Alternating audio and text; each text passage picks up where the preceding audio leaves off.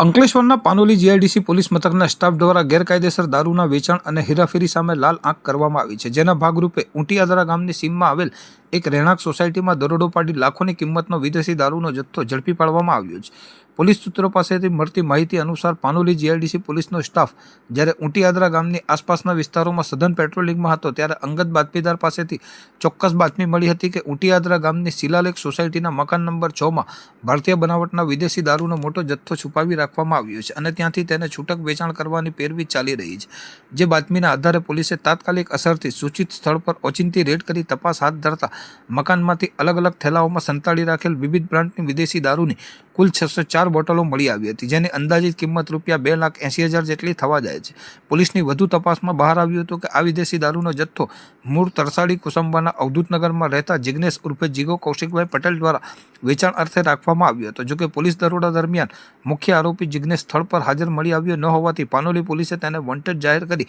તેની ધરપકડના ચક્રો ગતિમાન કર્યા છે। રહેણાંક વિસ્તારમાં ચાલતા આ ગેરકાયદેસર વ્યવસાયનો પર્દાફાશ થતાં સમગ્ર પંથકમાં ચકચાર મચી ગઈ હતી અને પોલીસે પણ સ્થાનિકોને અપીલ કરી છે કે આ પ્રકારની કોઈ પણ ગેરકાયદેસર પ્રવૃત્તિ અંગે પોલીસને તુરંત જાણ કરવામાં આવે, જેથી કડક કાર્યવાહી કરી શકાય।